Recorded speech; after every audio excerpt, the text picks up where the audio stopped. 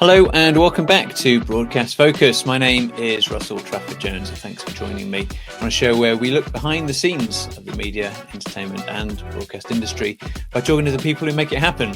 As a small channel, I do want to just ask you to support it, obviously by watching, so it's a great start, but also by liking and subscribing. It's a small ask, but it's very impactful.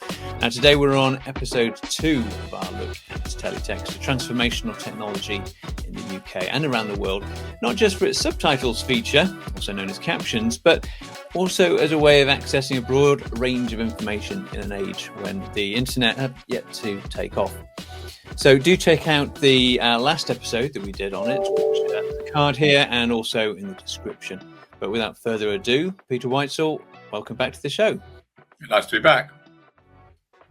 Now, before we go into a recap, I touched on the importance and usefulness of Teletext, but how would you sum up its impact?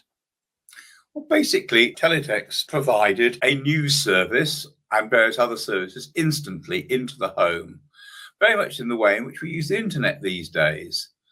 So that when you arrived home, you didn't have to wait for the news bulletin to get the news. You just turned on your television set, selected text, and up came the text. And you could then select whether you wanted news, national news, local news, weather forecast, program listings, or some other information.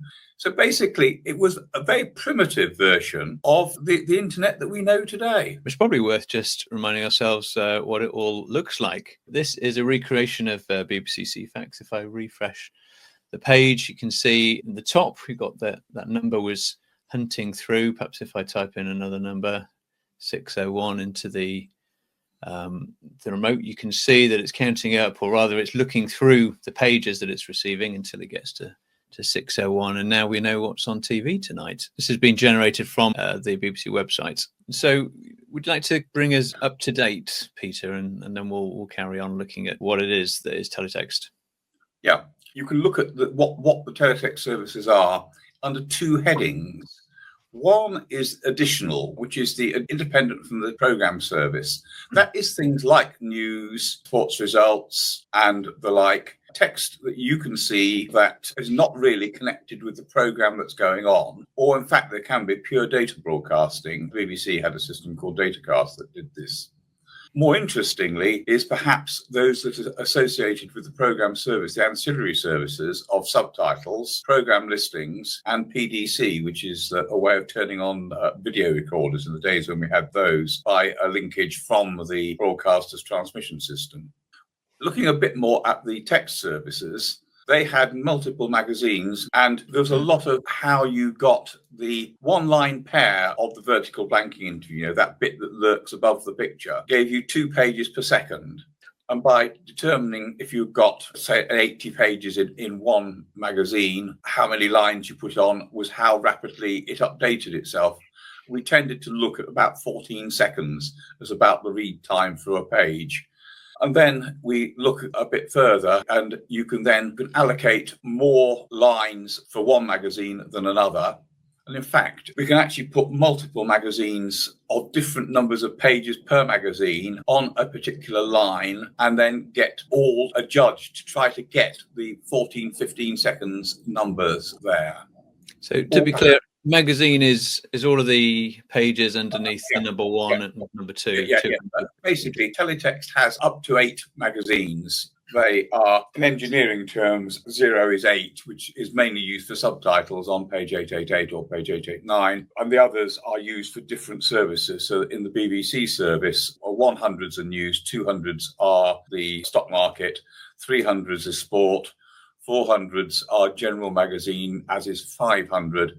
And 600 is the program listings, and 700s were used for special things on special occasions. And what happened next was the broadcasting bill came along, which meant that the government, in some peculiar reasons, had decided that the vertical blanking interval of the BBC was not being efficiently used. And therefore, if any bit was spare, it could be sold off. So how does the BBC say that? Not that it was necessarily particularly spare. So we had 2 things. One is make it look full, which actually it did.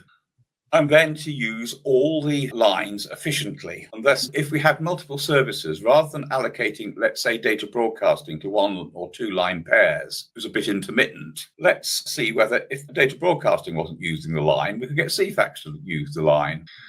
Well, there was an interesting debate, a statement from David Mellor, the minister, emphasising the use of subtitles, which are intermittent but of great importance.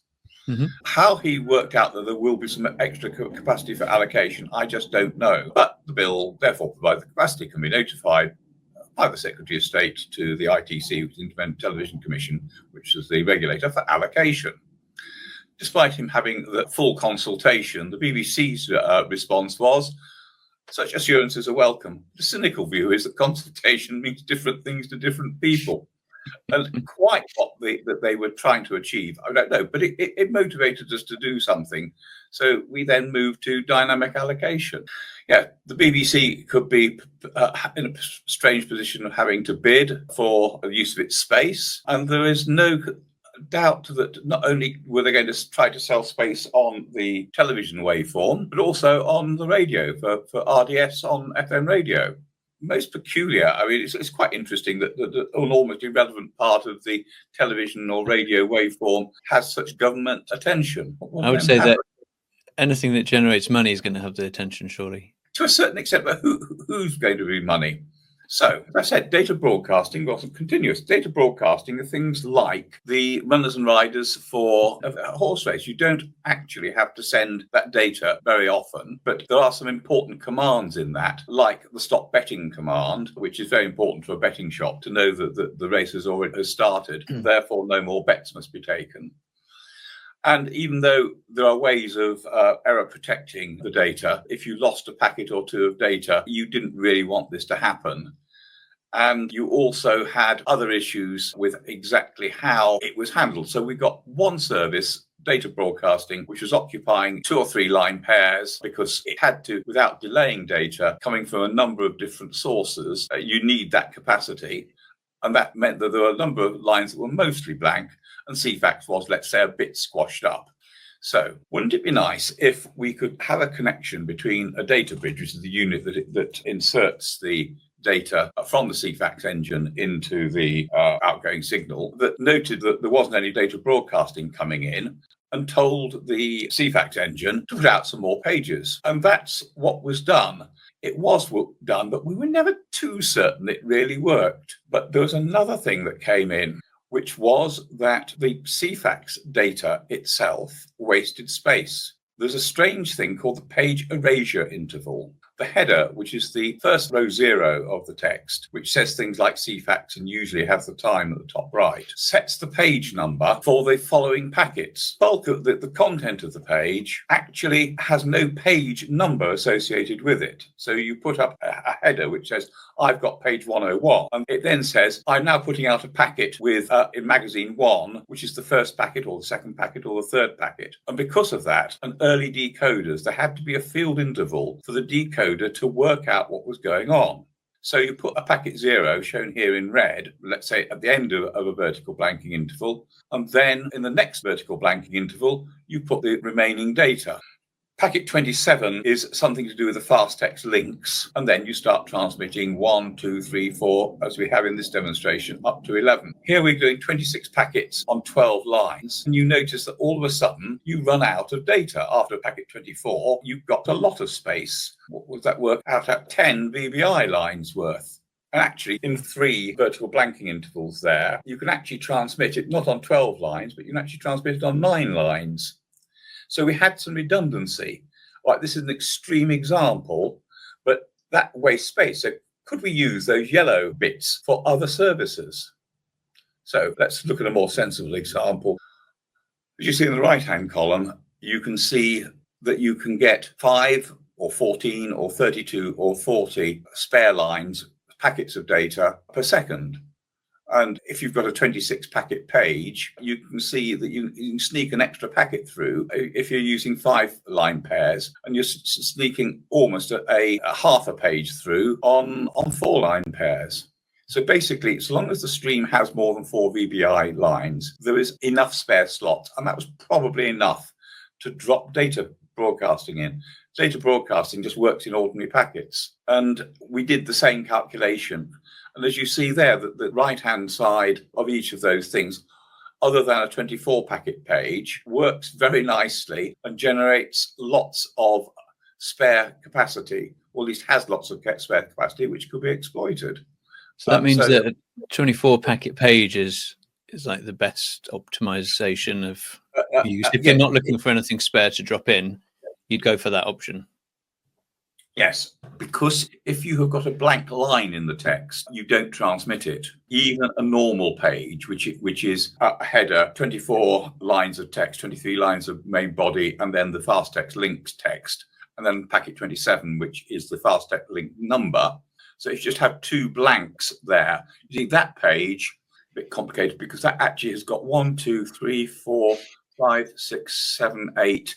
So that page is 18 packets, because the double height means that you don't transmit everything. There's then a space before Syria, the space before more than, the space before Minister Louise, the space before France, and then there are two spaces.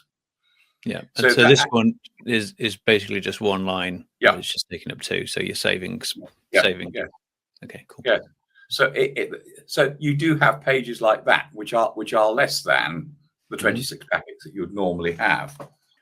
Data broadcasting could use spare capacity, but it would have to wait until Ceefax page you got a blank line in the VBI, but that would delay data broadcasting. Delay was something we couldn't do. We actually had a contract which said that we had to be able to get it to anywhere in the country in with a spread of 20 milliseconds, i.e. one TV frame. So just come onto this idea just for a second, understand the importance of the delay, because I remember when Freeview started, and perhaps FreeSat did this as well, your set-top box would be able to download firmware over the air and update itself. And obviously that type of thing, nobody really cares if it's delayed. It's probably going to be delayed 2 days just for the time it finds that its exact firmware that's floating over the airwaves. Whereas here, I think we talked last time about sharing card information about cards which were going to be blocked, and perhaps there's betting and things like that. So these are super kind of to the moment uses, which are not quite the same as just downloading. Basically the most important data that the BBC ever transmitted was the stop betting information for corals for the Grand National. Right, yes. Although actually we were putting out slightly delayed stock market information. There actually was 1 or 2 bits of information which were absolutely up to date.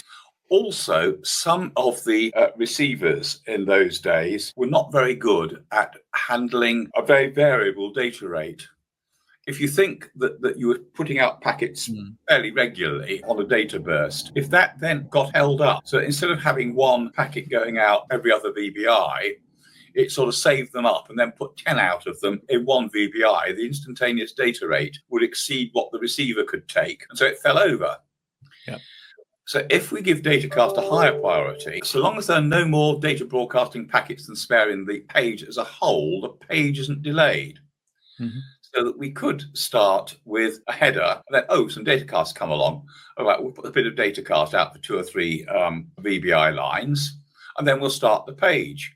Well, so as long as there were 3 slots available on that page, the page wouldn't be delayed. So you wouldn't actually be able to see what was going on. So that was good. But we also discovered there were still more spaces, and the government found out they'd go and sell it off. So can we try to use them to fill packets from other pages? So the requirement could be stated, assistant to give one packet type priority over another. So we had datacast, which is the top priority, and then data stream A, data stream B, etc. All right, let's have a look at how it actually worked. A teletext stream is one or more magazines that are operating over the same VBI lines. So that, for instance, you could have a stream that was magazines 4 and 5, because if you're transmitting over a number of VBI lines, and you could balance the number of pages and get the cycle rate about right, because if you've got a certain number of pages in each, you can judge by changing the VBI lines and how many pages in each magazine and the magazines that you're putting together on those VBI lines to get the right 14 seconds answer. So if we had a 25 packet page and we're using 3 VBI lines, that takes 9 fields to transmit at 5 pages a second. But if we just gain 1 packet, it goes out in 8 fields, which gives us 6 packet pages a second. So if you have a look there, you'll see in the middle lines 11, 12, 13, there's a stream there shown in red. Mm-hmm. And all of a sudden, the lines above it, 8, 9, and 10, run out of packets. And all of a sudden, the red line, the red packets, go 17 on line 13, and then use the extra lines, 8 and 9, that become vacant to go out, and therefore is transmitted more rapidly. Mm-hmm. And likewise, you'll see the bottom 3 lines, again at the right-hand end, all of a sudden 17, which is on line 16, goes to 18 on line 12, and then 19, 20, 22 things. So basically, we have got something which is very, very solid. Every line is being used with a packet from one or other of the streams that we've got. So with cross-stream dynamic allocation, that means that without it, perhaps I should say that each VBI line is strictly for one particular magazine. But we add in cross-stream dynamic allocation, we're allowed to move some packets onto other lines. Yes, and you can see there, it doesn't take very much with slightly selected numbers, but they're not atypical to actually speed the service up quite a bit. Mm-hmm. So we have a system there where if you knew what the dynamics of the streams were, so that you would have stream A with magazines 1 and 3, magazine B with 6 and 4, and C with 5, 2 and 5, you could then allocate priorities for each line to say, okay, roughly speaking, this shows what the previous slide said, that the beginning of VBI, line 9 onwards, will have stream A, line 12 onwards will have stream B, and line 16 onwards would have stream C, if there's a packet there. If there is not, we then can allocate another stream to it. So let's take line 9. If there's no stream A packet available, you put out a packet from B. And if there was no packet from B, you put out a packet from C. Mm-hmm. Or actually, you might put out a filler packet. We'll come on to why those are important later. So it basically meant that you would put out whatever you got available according to that particular rule, which there, magazine A does have a little bit more priority than the other magazines. Just to confuse things, there's packet 830, which goes out those days once a second, but with PDC it can go up to 5 times a second, and that's also got to be put in. Question regarding this. Obviously, we've got to remember that this was all done in a day when memory was not easy to find. So today, the typical way of doing this would just be to whack everything in a buffer, have everything with a detailed header, and then whatever comes in goes out and gets sorted out the other end. Just remind me, why is it that we prefer to keep certain things on certain VBI lines rather than using up the VBI lines, as much data as we've got? Okay. There are occasions, this actually ruins it, but traditionally you would put magazines on different lines. It meant that I've got an example later on. Okay. You can actually blank lines and reinsert different things on different lines. So in the basic traditional system, you would put magazines on different lines so that if you wanted to, you could actually blank a line out and replace that magazine. Okay, I guess just to make the analogy then, because what that allows you to do is it allows you to still treat the video signal as a video signal line by line. You can manipulate those lines with stuff that knows nothing about data and only knows about video. And so that maintains compatibility and potentially adds functionality. Yes. Okay, makes sense. So actually, using 2 line pair output going to the transmitter, you actually could use 13.5 line pairs of output from the Ceefax engine to use all or most of the redundant packets. So that actually took the output from 24 to 27 pages a second. So you've got an 8 more pages going out. It did actually require you to know quite a bit about the nature of the packets and how many packets per page and how many lines you were going out on and how you were setting a unit the data bridge that did this priority 1, priority 2, priority 3, etc. It worked if nothing changed very much, and there were only a few units that you actually could manually reconfigure. You're saying it's not scalable? That was not readily scalable, but it worked and proved that it worked. We then worked out a different algorithm. Rather than being commanded by the configuration of the box that said, okay, put stream A out on this line, followed by stream B, followed by stream C, it actually worked without knowing how the output was streamed. So we got a whole vertical blanking interval that was, in theory, totally filled up with the packets almost as they came in. Actually, it's a bit cleverer than that, because it actually did also try to keep the input streaming so that it would tend to, let's say that you wanted magazine 1 on low line numbers and magazine 6 on on higher line numbers, and it would tend to do this.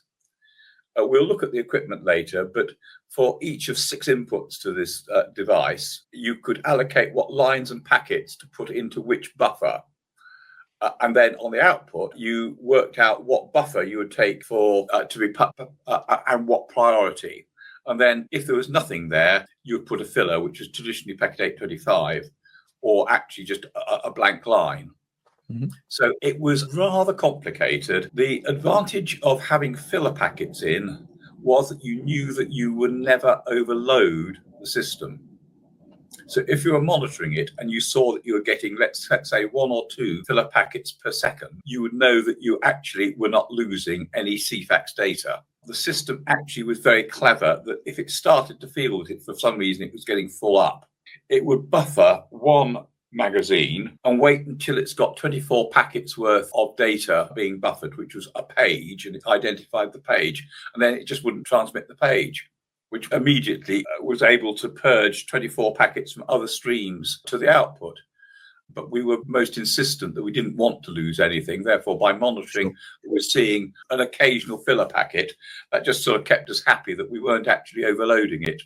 Ah, yes, this then got very complicated. The Ceefax editorial staff would want to have certain pages being transmitted more rapidly than others. And Ceefax transmission engines would normally run on a sequence 100, 101, 102, 103. But from time to time, particularly page 100, you might put out every 5 seconds because that was the page you wanted people to see when they press the text button on the television. So on average, they'd only have to wait 2.5 seconds for it to come up. So it's page 100. So it's your index really to know everything. So you don't really want to wait along like 14 seconds.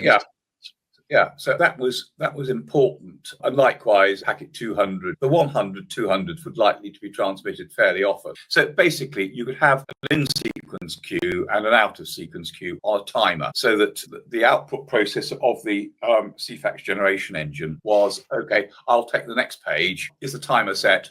Oh, timer is set for this page. Okay, rather than the next page, I'll output page 100 again. There are great problems if everything is out of sequence, because you never quite know whether you're actually overloading the stream. Because if you're just taking the next page and it just fills up the number of lines that you've got to go out on, and you then have the next page when the previous page has used all of those lines, it self-regulates. If you said that every page had to go out once a second, you rather fill the vertical blanking interval with packets, and you just cannot get all the pages through. Sadly, Ceefax went on air with a new system where they had all the pages out of sequence, and there was one page that was in sequence, and that had a cycle time of 2 minutes 40 seconds, which was not good, and most of the pages were getting lost. So as we thought that we were really quite clever with the downstream processing that I've been talking about, and all of this processing was downstream because it was mixing datacast feeds, other feeds, and Ceefax, I thought, okay, well, let's have an individual packet priority where you could identify a page to have a waiting or target cycle time, or just best efforts, i.e. put it next pages. That needed simulation warnings to editors, and it was not implemented because it all got very, very complex to explain, particularly when all they did was to just change the design of a page by 1 packet's worth. And that took more space, and it would all then fall over if they're trying to put too many pages through. Okay, let's move on to what we ended up with. Right at the top of the page, we would have data broadcasting. We limited that to 2 packets per field. So the top 2 lines, lines 7 and 8, could have data broadcasting on. The rest of those lines could have Ceefax on, or actually packet 830. So the priority was 0. Packet 30 format 1 is goes out once a second, is a timestamp. Format 2 go out 4 times a second and are the flags that command the video recorder to turn on. Data broadcasting we limited, and then the rest of the line pairs were the text down to 19. Line 20 was subtitles. Line 21 had insertion test signals, and line 22 was quiet, except that we sometimes use that for test purposes. Reason behind that is line 23, or at least the second half of line 23, is the first active line of picture. So what we got was, working up from the top of picture, a quiet line, so a black, followed by an insertion test signal, which was static, followed by one line of subtitles, which sort of flashed off and on, and then a solid block for the rest of the active BBI. Was that 22,325? Were they quiet just because they're right next to the image, and you wasn't sure? We had made that decision. There is an Etsy document telling you how you might consider reallocating the BBI. One of the issues that you have got is that internationally, the insertion test signals are on lines 18 and 19. And that is a bit of a problem when you've got Ceefax and you want to put as much Ceefax as possible. You might have to allocate it round the insertion test signals. Also, the German version of PDC called VPS, for some very Germanic reason, decided that would signal on a particular line. Therefore, you have got a particular line allocated, so you have to put your text round that. You also have to realise that a television set that is sold in Germany would ignore the Teletext data on that line because it thought that it was getting VPS signal, which meant that when they imported them into the UK, all of a sudden they had a bunch of televisions that put holes in Ceefax, as was seen by the people. Again, because in those days we were not using dynamic allocation, it was very, very easy just to see that every third line down the page was missing. And that really important question, how did we know it's all working? Well, when I started all of this lot, the test equipment we had was a standard waveform monitor, a scope, which just looked at the waveform, and you sort of could see if the waveform was there or not. And to see whether you had got the Teletext service, the Ceefax service running, you had a television set.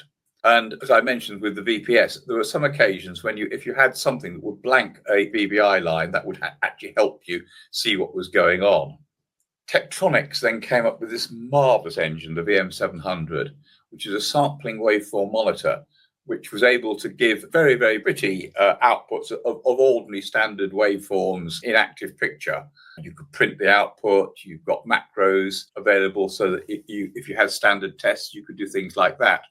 The BBC said, oh, this is marvellous. Wouldn't it be good if we could actually also have a look at the teletext and the dual channel sync, so that in particular we could measure the eye height of the digital waveform? There also were other advantages with it. This is what it looked like. Is that right? Yes. We're very familiar with it. And the major thing that it could do was it could lock on to the teletext clock and therefore actually show you the teletext waveform as a waveform and measure how far away it was from start of syncs. Because sometimes the insertion of the teletext data, in the specification, it did actually invade line blanking. And if your blankers were set fairly wide, you would lose some teletext waveform. So the ability to actually look and measure where the timing reference was on the teletext waveform, which is not first one, it's a third position, was very, very useful. And again, measuring eye height, if it goes through a large transmission chain, it does get rather bent. And that was useful, particularly actually for data broadcasting applications where it sort of had to work. But if a data broadcasting application was a typical betting shop, you could guarantee that the aerial that had been installed a long time ago so that they could see BBC One television racing was not quite good enough for teletext. And as I say, we also did for dual channel sound in sync, which is even more complicated because that has quaternary codes. But that enabled us to see what was going on. And for the actual service, MRG Systems, who were making the data bridges, came up with Teletext Analyzer number 1, which was developed because they had to prove that dynamic allocation was working. So supplier must demonstrate that it works without losing packets. So they invented a very agile Teletext card and tuner, which went in a PC running DOS, which enabled you to have a look at what was going on each line, each magazine, and on which UHF channel. And you could display it by line or by the data. You could set it up by page number. You could tell it to remember one packet configuration and to flag up when that packet next appeared and things like this. So we could measure cycle times dead easily. So it just made an awful lot of what had been done previously very, very manually, fairly automatic. It still was a bit basic. It tended to print out or create a file rather than, which then you might need to analyze further, a bit like Wireshark in some ways. So we could see what pages were being transmitted. We'll come to the fact that the page range actually goes up to 256. It's not just 100 pages, it's 256 pages. So we could see both decimal and hexadecimal ranges. We could see the page, we could see control codes, we could see what packets were on which data lines and what magazines they were. And it really was quite clever. It also decoded all data broadcasting, which was very, very useful because you could then see which service was actually transmitting. In theory, you could have used that to work a billing system that if you were billing people by how much had been transmitted. All right, now we've got it all working. Let's have a look at the actual equipment that we're using. All of this lot is downstream from the Ceefax or data broadcasting origination systems. But we had to combine these things. So let's have a look and see how we did it. And these are the sort of stages that we went through. This is in the good old days of up to 1991. We had a feed from a network control room, which had subtitles on it, an insertion test signal generator, which output a feed of syncs, which told the datacast system to put out, time itself in, and the Ceefax system to time itself in. And those were actually hardware. There was no buffering in the ITS generator, so you had to get those things timed. And in those days, that was trying to look at a waveform on a waveform monitor and not using a nice VM700.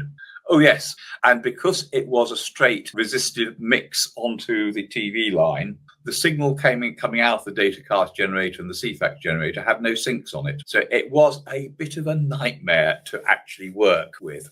So you just got black level with some data on it, and you just had to look at the output to see whether it was in roughly the right place. I mean, it worked as long as you got it working and didn't touch it. So, and then in the nations and regions, they had that sort of arrangement. BBC Network Distribution has sound in syncs, which means that the sync pulses were full of sound data.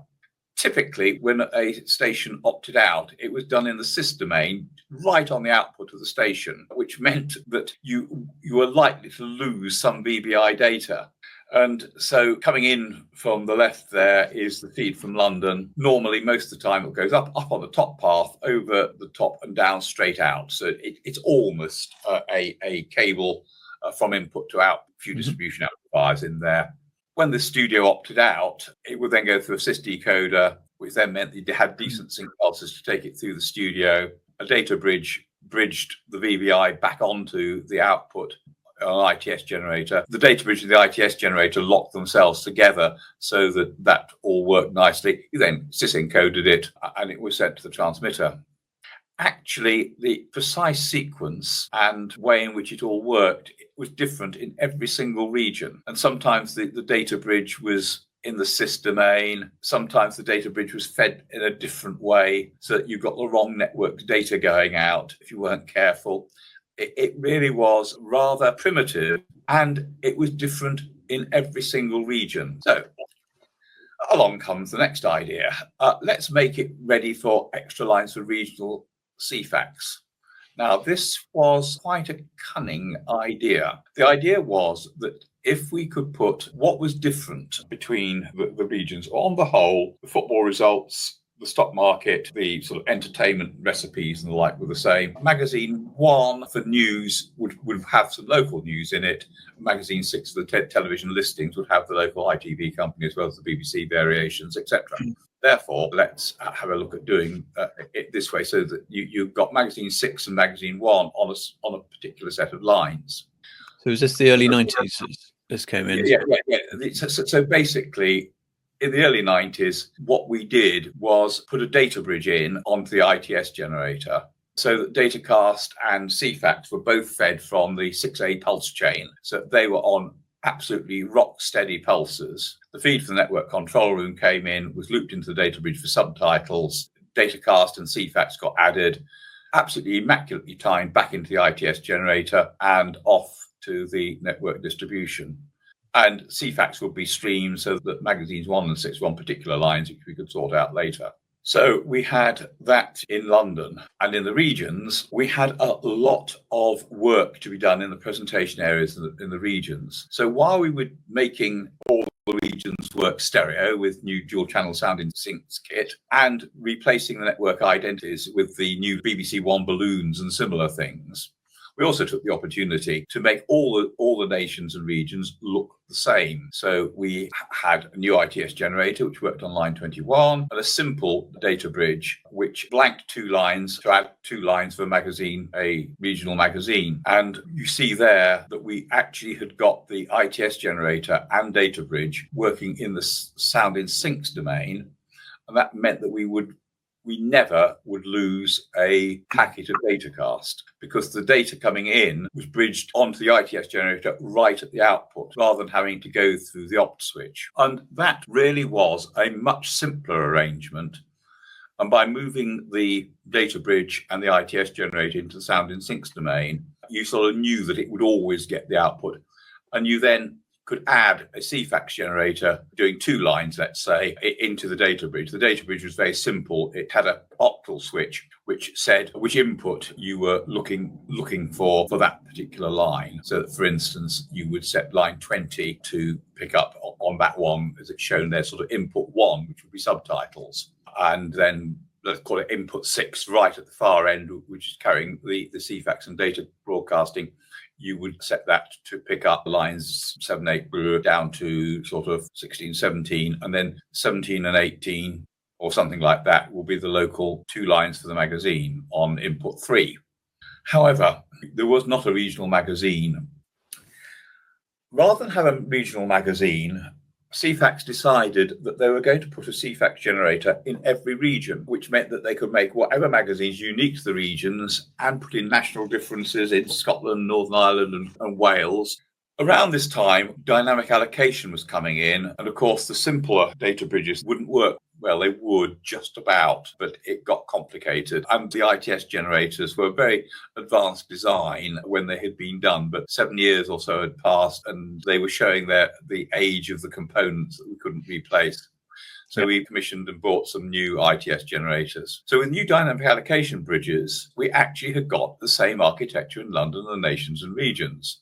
So if you have a look at how it was actually laid out, you have got there the idea that you have got a data bridge with 6 inputs. Input A would carry the subtitles from the input video. B would take the output of a datacast engine. C we would not normally have connected. D and E were 2 Ceefax generators, and the data bridge itself would do an auto changeover between them. So we actually had got 4 Ceefax origination engines, 1 for BBC 1A, 1 for BBC 1B, ditto for BBC 2, and we might have got 1 spare for test purposes. The box also took in some PDC information and put that out as well. And then it got syscoded, sent off to the nations and regions, where the input to the regions was taken all the way round into input F, which basically was set to take the datacast and packet 830s through. Those were always bypass. Those were always bypass. Yeah. Likewise, the subtitles into A, we had no local datacast, so B and C wouldn't be used.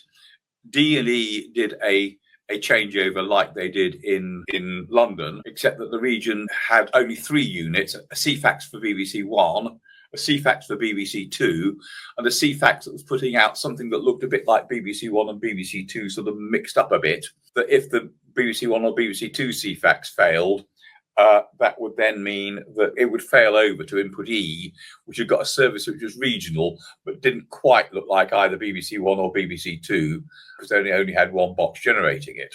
Just in case, if all Ceefax engines failed, input F would then take over and take the London feed and feed that out. So very much belt and braces. That was because Ceefax was being used by so many people, just like the internet is used today. So it basically had not got to fail. We then had some other uses. The BBC had a service going out to Europe. Think sort of the best of BBC One and BBC Two as a channel. The key thing that you want on a television channel in those days, as is now, you want to know what the programme listings are. Yep. One way of doing it would have been to add an extra Ceefax transmission engine and call it a BBC fax, because we didn't want to use Ceefax in Europe and we wanted to promote the BBC's name. To generate that was very expensive. So wouldn't it be a good idea to be able to pick and choose the pages that you have got on BBC One or BBC Two Ceefax, combine those into a single text service, if appropriate, translating the page numbers. And if you could then store the programme listings, you could transmit that once into the bridge, which would then store the pages and then transmit them at the appropriate time. Yeah, because it's got less in, it'd actually be able to do it quicker and more often. Oh, yes. It's actually output on 11 lines, when in the UK, we're actually going out on 9 lines. It required mainly like Ceefax, but with pages omitted and replaced. The time display on the header of each page had to be in CET, and the branding was changed. As I mentioned, this would require an additional database and an additional transmission engine, which was 50% increase in the amount of equipment. Very expensive. So what did we do? If you take Ceefax and store it, and then have a command page which transmitted alias pages, if you're storing the service, you could transmit a page number that wasn't being used on BBC One or BBC Two to get extra content. And you could then change the time and change packet 830. So we had a command page which had what the text had to say, rather than Ceefax had to say BBC fax. It had to put the date in and time offset from UTC so that it could work that out. A list of pages to be deleted so that they were never stored, and a list of those that were aliased in a human readable form, so that you could actually see what pages were not being stored and those that were being put in to replace it. And then the output streaming, because it was being distributed by satellite to cable head ends, and some of the cable head ends had encryption equipment in which used different lines. And so from time to time, a request had come in that we had to change the lines allocation. And it's very easy to do by just typing it in the Ceefax office. Alias pages. Yeah, this is great fun. There are 256 pages available, 00 to F0 on or 0F. So we then carve up the space for 10 by 10 bit at the bottom, which is the normal 1 to 99 or 0 to 99 space. And then it then gives you two areas, 10 by 5 or 5 by 10. If you imagine that you could overlay those over the 10 by 10 space, so that conceptually the top lot, the OA to OF, moves down to take the top of the space, and then you turn over the 5 by 10 to like the bottom. That gives you a complete overlay of your 10 by 10 decimal space. Mm-hmm. It's got there, that example there, which is far more complicated to work out. So 1AO is 100 and 1C7 is 127. So the last 50, you just swap it round the other way, so that you then have 150 being 10A and 12C is 172. And that's how you coded into that space. So you transmitted those pages, which no normal television set would pick up, and those would be stored in the box and transmitted out appropriately. Also, looking at the coding space, we have those that have got an F in it, which were used for special purposes. We use those, let's say, for engineering monitoring, together with the dual hex pages, the 25 of those. You could also put things up on there. And that's the basic plan that we had. So you could go and transmit the program listings so that you would have page 6A0 being page 600. 6A1 would be 601, i.e. BBC One listings and things like this. This was quite clever. And you just transmit those pages once every so often, and they were stored in the bridge. Both neat and a little bit complicated. It was complicated. You had to be good at reversing numbers round and understanding hex. And then there are bits of scripts in Ceefax to actually control the roll-up of a listings page. Listings pages are a bit of a confounded nuisance. They start off with 3 or 4 sub-pages at the beginning of the day. By the end of the day, they're down to a single page. So you have to decide when you're going to move on and retransmit it so that it moves from a 4-page multi-page set to a 3-page multi-page set, etc. And that was done in the Ceefax engine. It also meant that automatically you were refreshing the program listings, which is probably the most important information that we were actually transmitting. But again, because it was storing pages, those pages that would change rapidly, news pages were forever changing. The chances would be that if anyone did get corrupted in some way, which I don't think we ever really had, it was very easy to just retransmit the page. Ah, yes, Telfax. Staff communication systems. We're now so used to seeing screens advertising what's going on, security announcements and similar things. The requirement was that 4 BBC staff in London, or was it just in television, could be upgraded about what was going on before they would read it in the Evening Standard at 3 o'clock. This was quite an important thing to do. At the time, lots of things were changing. Well, on the whole, around West London, we did actually have vision circuits. So that we just generated a teletext service and put that on top of the video that went to all sites as an internal viewing thing. This is where you would have program or channel launchers and things like this cover, or the DG was speaking, they would do that. Now, when the DG wasn't speaking and things like that, we had an in-vision teletext display, as shown in the top right there, which meant that you could see a carousel of pages that had got that just shows what the listings were, but you could put the news headline, the BBC headlines up and the like. So that is actually what you see. Now, if you then attached television sets in all the corridors or lift lobbies or whatever, people as they're waiting for the lift could see what the latest news was from BBC management. They went to their offices and they had a television set. They could then actually dial in a particular page number and have a look at something in more detail. So it's a mix of sort of news headlines and what the news was on different pages that you could see. This is all very well and good, but there were places like Elstree or London which did not have a video circuit. So how do we get the information over? Well, the answer is data broadcasting. So we could turn the teletext feed into a command to a data bridge that stored things and then put that over the air. So that whenever a page was edited, and actually on a background refresh basis, the pages would be transmitted as data, as if they were going down a standard modem landline arrangement, except that the modem landline arrangement was actually through the air using datacast.